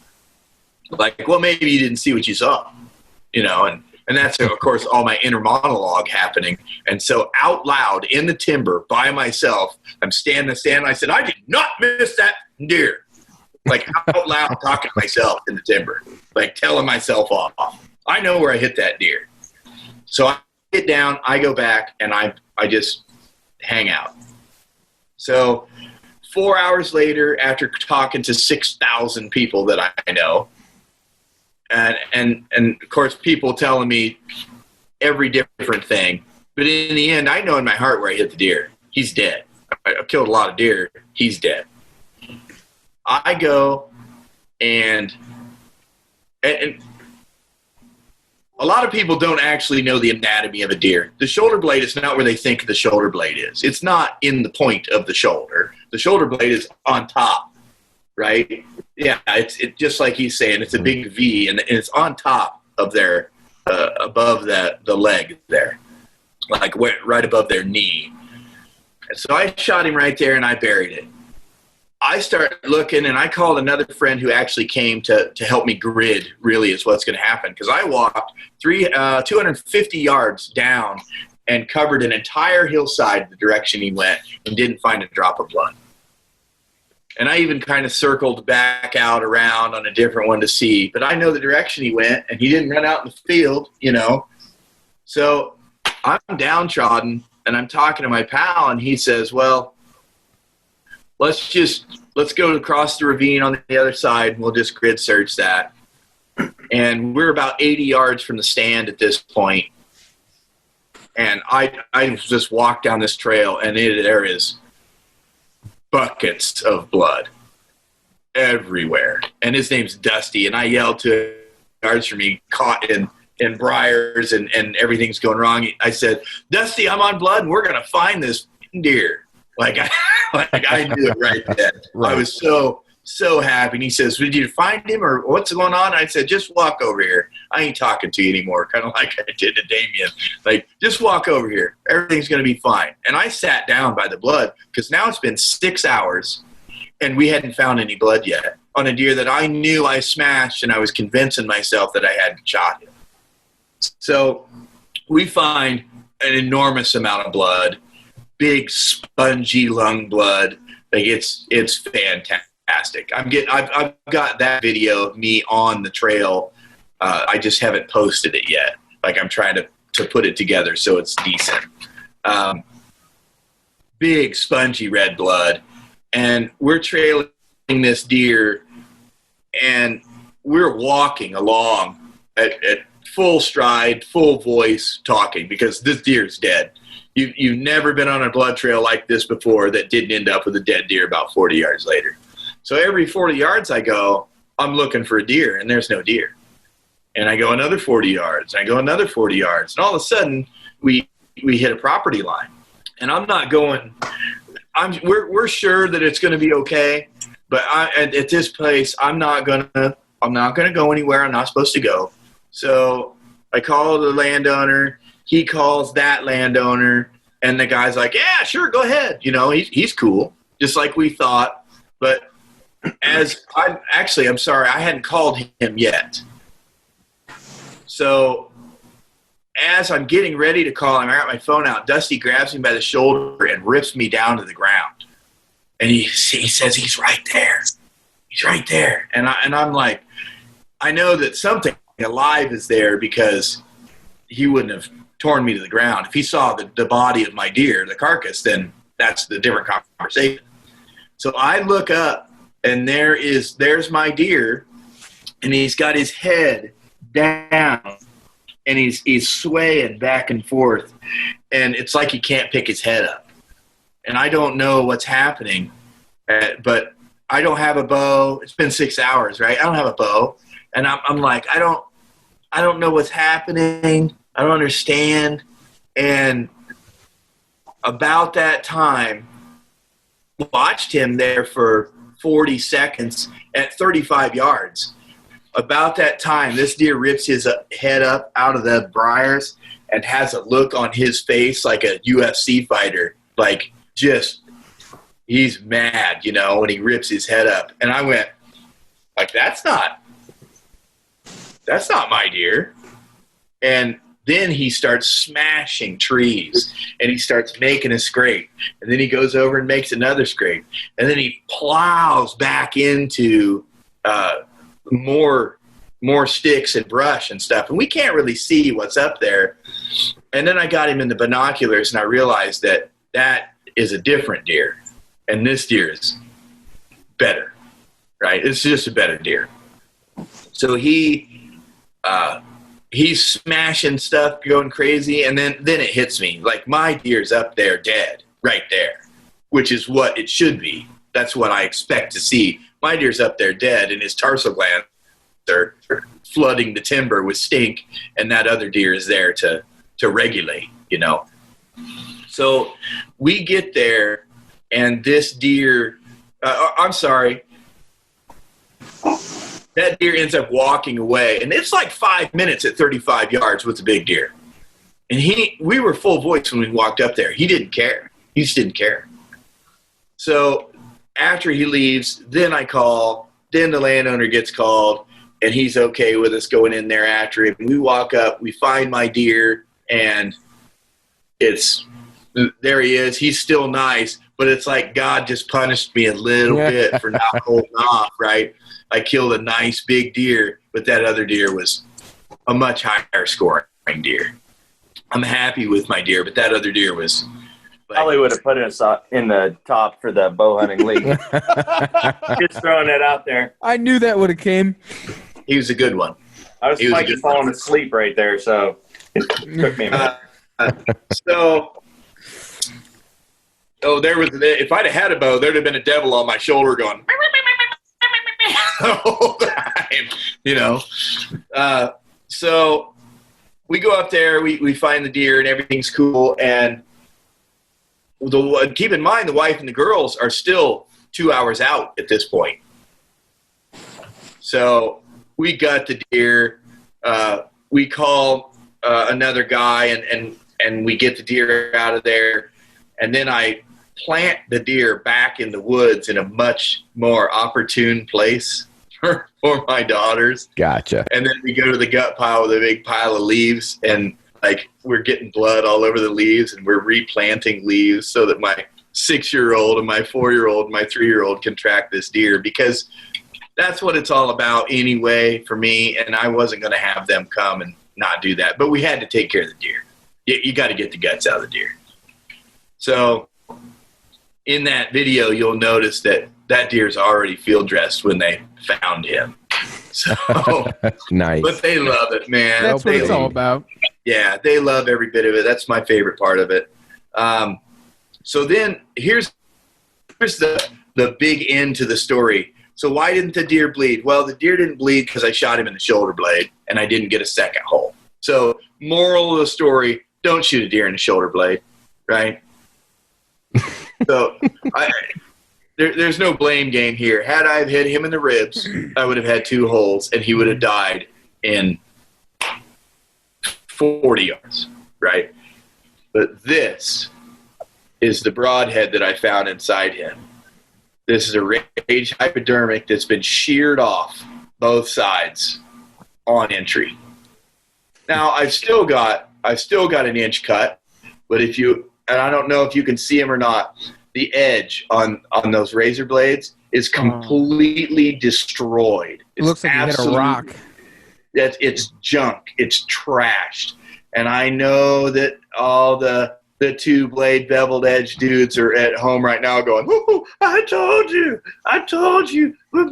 beveled edge 2-blade," right? I know they're going crazy over it, but like rage, don't like rage, I don't care. This is a fact. That happened. And some people might say, you shot the deer in the shoulder blade and got 15 inches of penetration. You should be pretty happy. I'm pretty happy. I like blood. I like blood on the ground right when I shoot the deer. So I probably won't be shooting these again. Now, Damian religiously shoots rage. Until this year. I switched to Sever this year, but I've shot hypodermics and have never had an issue with them. And I've killed probably 12 bucks over 140 with them, somewhere in that ballpark. You put them where they're supposed to be. You didn't have them in the shoulder blade either, did you? Yeah, I don't put them through the shoulder blade. I put them through the ribs, and ribs don't shear blades off. Yeah, you can't sit here and shit talk, but things do happen, and when they happen, it sucks when your blade shears off. Like that doesn't quite compute with me. So I'll probably be shooting my hypodermics into turkeys this year and switching over to a heavier duty broadhead. I'm still going to use a flapper. I'm still going to use a kid arrow. But I'm probably going to switch broadheads next year. Maybe just back to old school rages, like the old ones, you know? I'll tell you what. I'm really happy with those Sever so far. I mean, that mule deer 67 yards, complete pass through.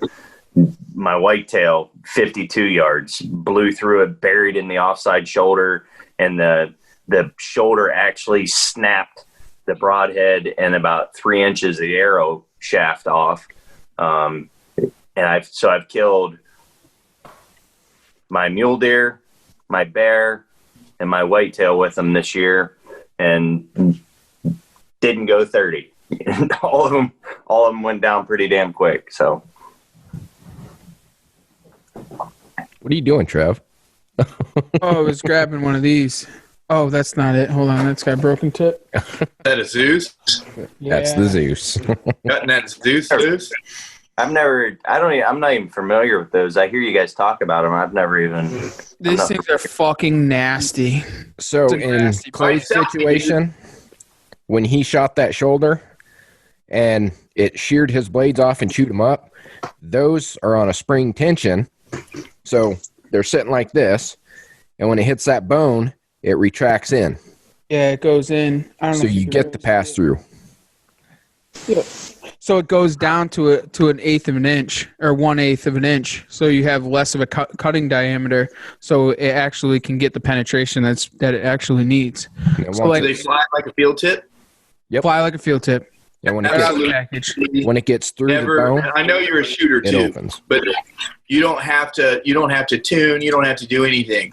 No, as long as your bow, I mean, as long as you're, you know, if you tune your shit, it's gonna fly right. I mean, it's gonna fly completely right.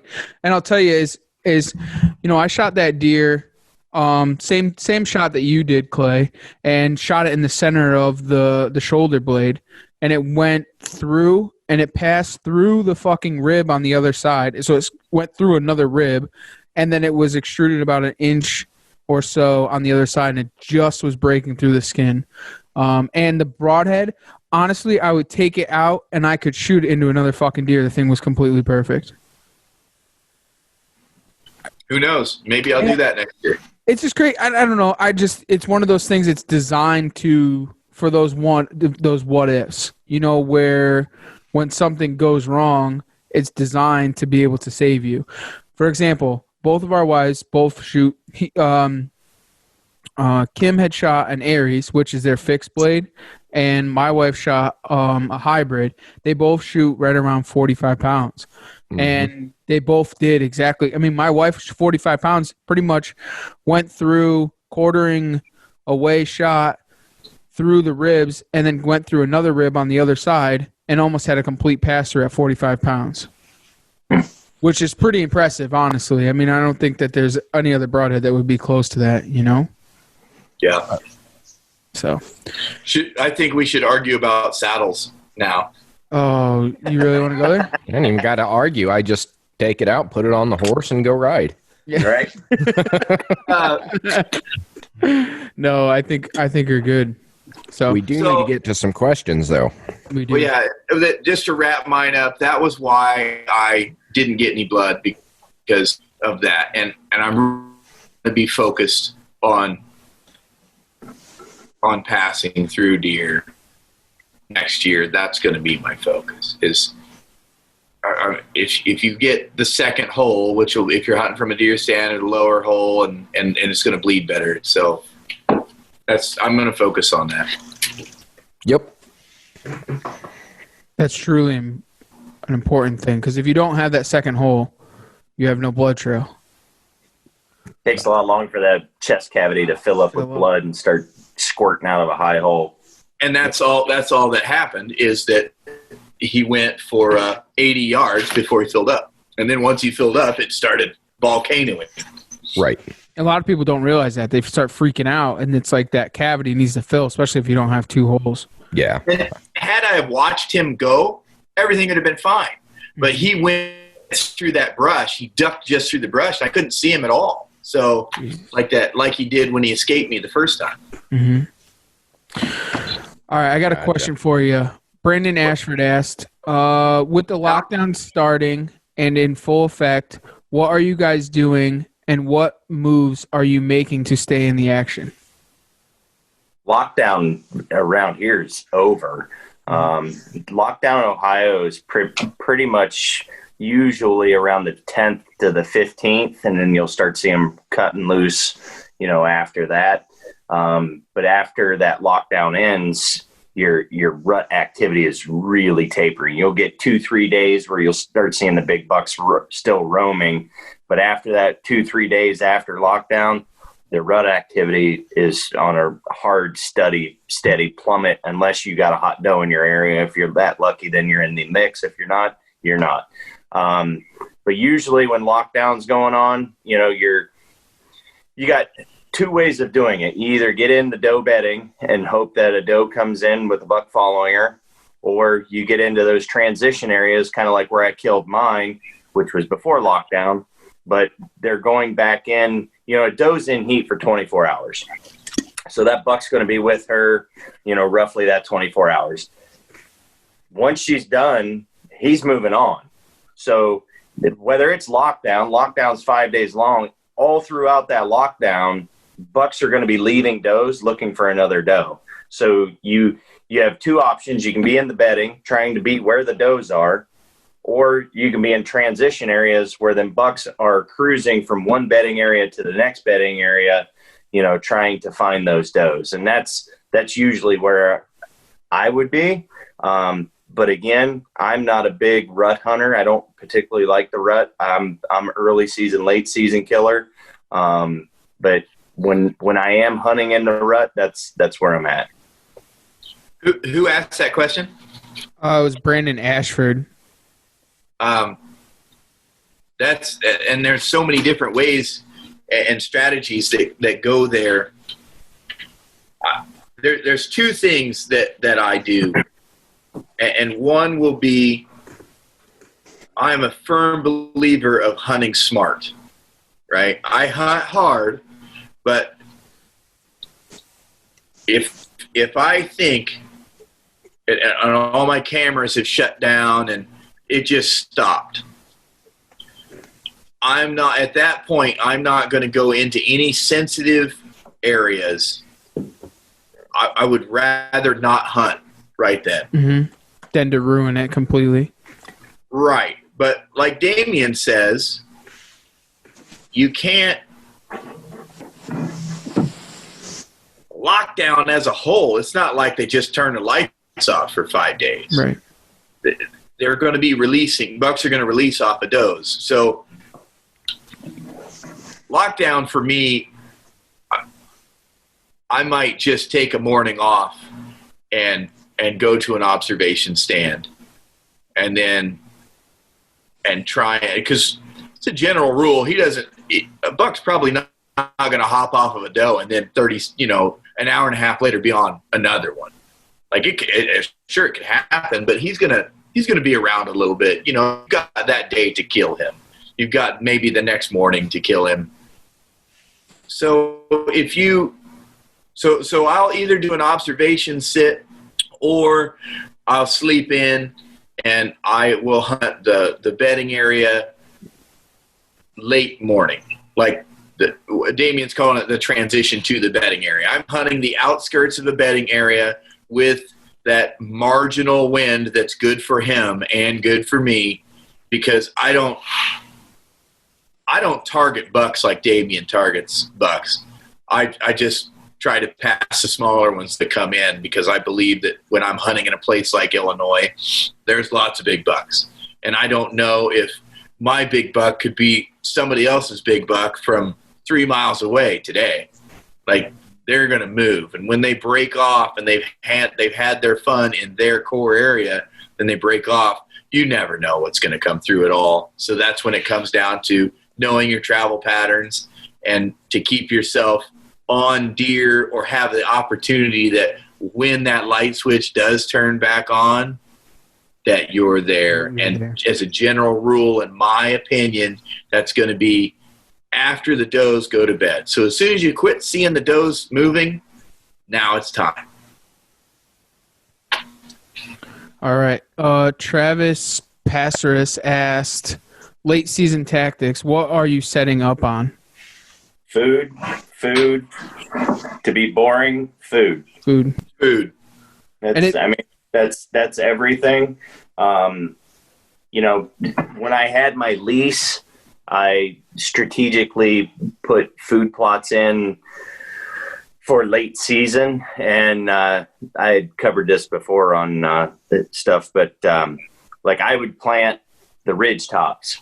Typically, deer early season through November, through your warmer months, they go low. At nighttime, they want to go low. They got all those thermals bringing all the scent down to them. So if you got a pasture or a meadow hay field that's down low, a lot of those deer will congregate in those lower fields, and they just rely on those cold thermals bringing any scent from anything around them down to them, and they feel safer down there.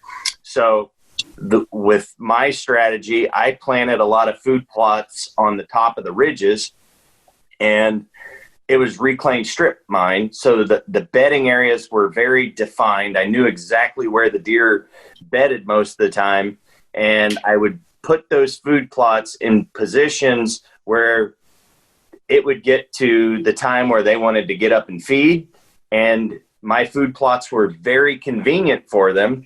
Now, they were big. They were, relatively big in the food plot world. Some of them were 5 acres, 2 acres, whatever.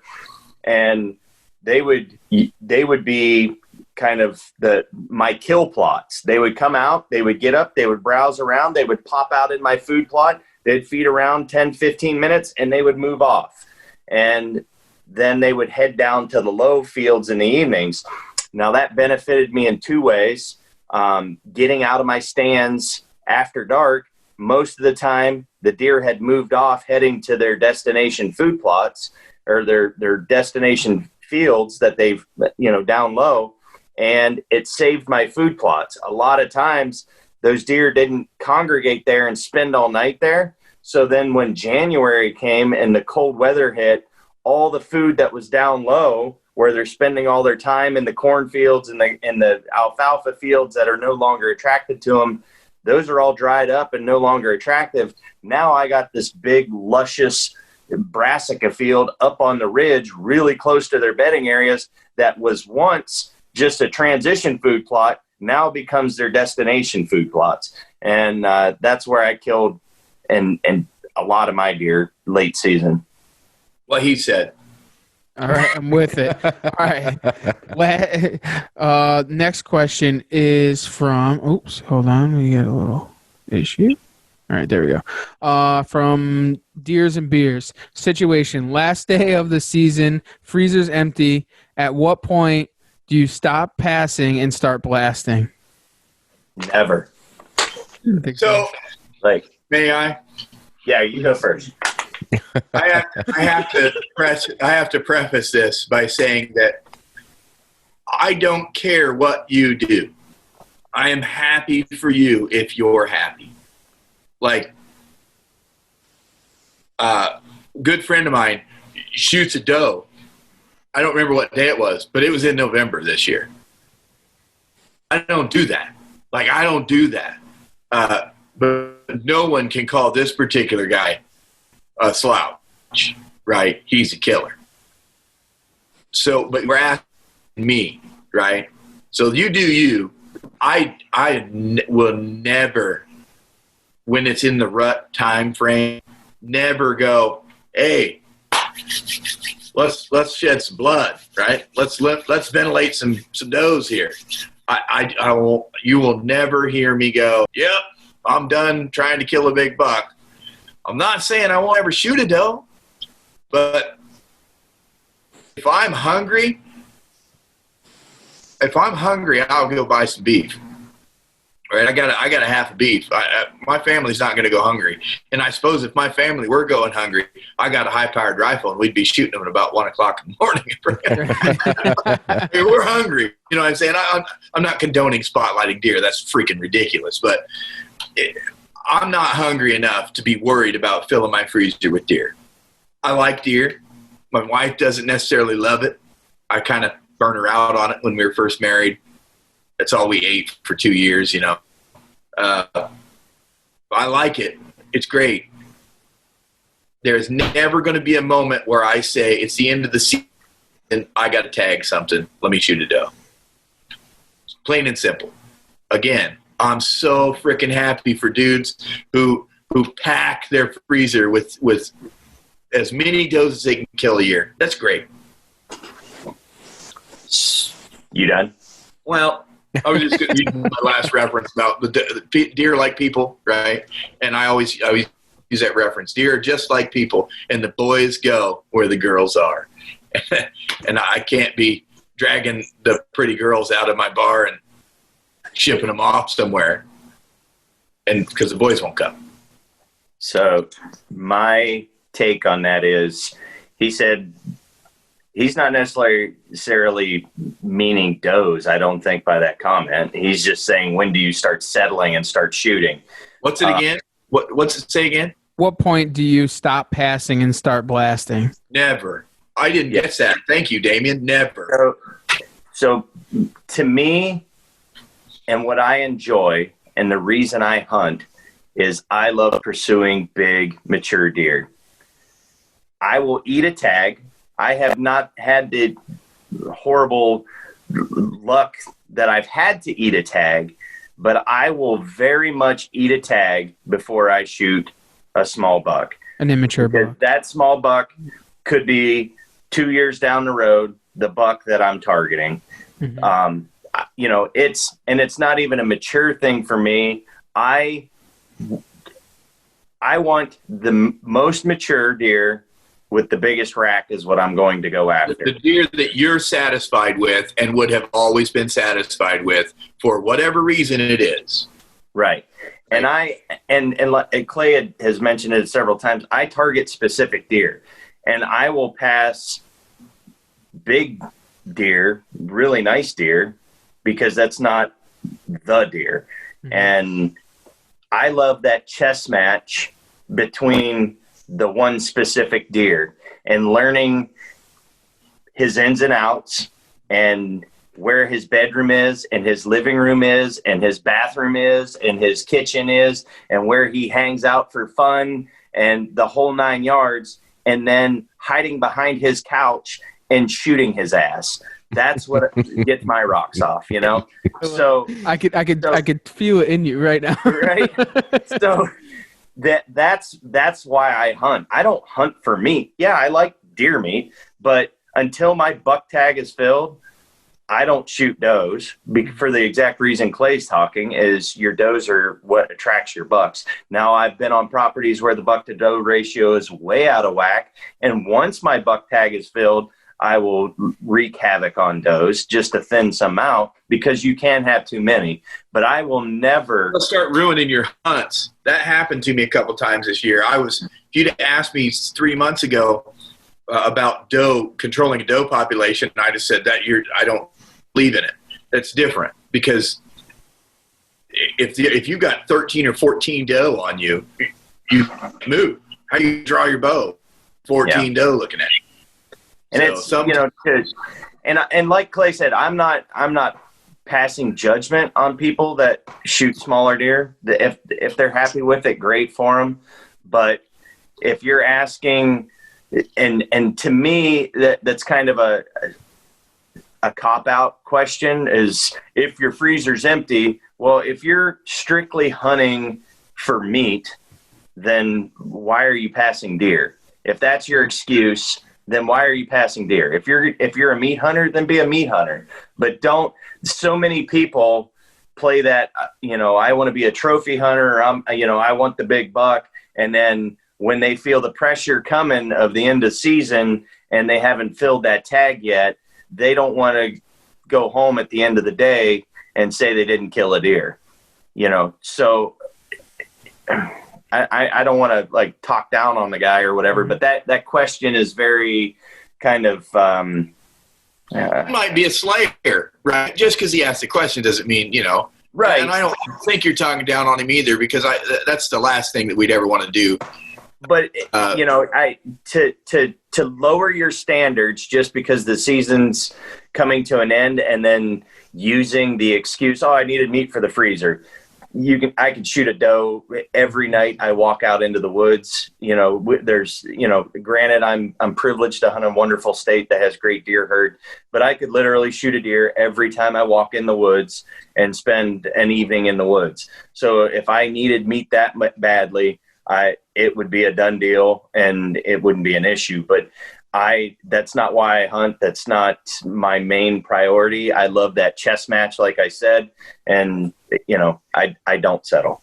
I love it. And see, I like it. What I like is not the chess match. I like it when the horns stick out of the truck bed like this. All right. The last question is, what drives you outdoors?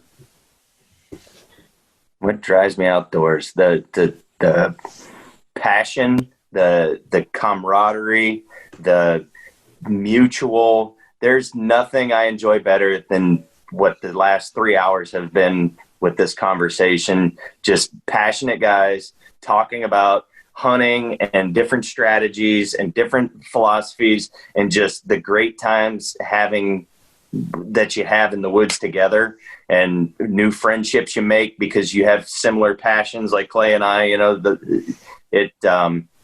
That's what it's all about to me. I love it. Clay. How about you, Clay? So He was falling asleep during your I thought story he froze again. up. I thought his Wi-Fi froze up. No, he was sleeping. You didn't hear him snoring? So obvious, other than the obvious, which is I loved having my little girls out in the woods with me. That is easily the coolest thing about anything that I do. When they're hollering and yelling and you know, and I could keep those videos and show them to them as they grow up, you know what I mean? And then all of a sudden it'll turn into them being the shooter. Those are things that are overall driving me. But no joke, this year, that bow hunting league is driving me right now. I can see it in your face. I like to win. I like to win. And you're losing. And I'm such a loser. And It's always next year. It's on the Ricky, chopping block. This year's not over yet, but it's pretty damn close. That level of competition, which I'm failing at, like I get that, right? But that level of competition, it's like when I played pool. I'm a pretty good pool player, like not your average Joe. So Kind of cocky. it is what it is, right? I'm a pretty good pool player. It's not like I learned how to play when I was little, my grandpa's basement kind of pool player. There's tons and tons of people out there better than me. Obviously, I'm not a professional or anything, but it gets kind of nasty from time to time.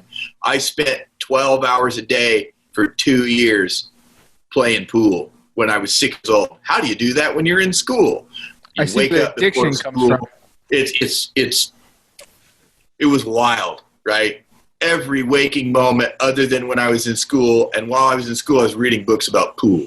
And I'm obsessive about things. And right now, I don't have that competition. And as soon as they had a good, lighthearted competition like that bow hunting league, that's what's driving me right now. Or at least it was driving me earlier, and now it's just punishing me, right? It's a high heel in the back of my neck. Now it's dragging you down the road. And I'm loving every minute of it because there's other guys that are having the success. You know, I'm happy for them too. So right. Who knows? I might still be able to pull myself up above that scrub line. Don't shake your head. You're the one that's going to have to sorry, that was my palsy kicking in. My bad. That's it. That's what drives me outdoors, man. It has been a really cool experience doing that this year. And I had to pick here that Austin switched to a longbow. He did well at it, though. I'll give him that. Yeah. Very good. Oh, job. man, it's so cool. I'm so happy for him. Amazing. Well, guys, thanks for dragging out the night with us. It's definitely been fun. And, we've been at this for 4 hours on the actual screen itself. And that's not easy. So 4 hours being able to jaw jack and really not run out of anything that kind of tells you what this is all about. I've not yet begun to defile myself. Indeed. I can do this for another 6 hours. Oh, me too. No questions asked. Yeah. So I think we'll go ahead and probably wrap this one up. We already got 2 full episodes out of it. So we'll have to return for 3 and 4. So the t-shirts from this episode are Clown Car of Iwegians. Right? Clown car. Stick it in the goods. Yeah. Yep. And then Hawkeye Magwise. With the little Hawkeye shirt on a little bitty, what's the little furry thing? What was his? What? I can't remember his. Gizmo. Little t-shirt on a Gizmo. Hawkeye Magwise, don't get him wet. They'll just fucking multiply. That's perfect. Thank you to those boys again for finding my deer me. Yeah, well, I think we're all a little happy for you on that one. Yeah, for sure. So you guys continue your seasons on. Hope you guys go ahead and knock out a couple that'll put you over that top. I know you do. So it'll happen. For everyone out there listening, thanks for riding along. I hope you guys have found this as entertaining as we have. At least I know I've got a kick out of it. These guys are probably like, yeah, let's just shut up already. But Anyways, let's just close it out. Thanks for taking the ride right here on the Outdoor Drive.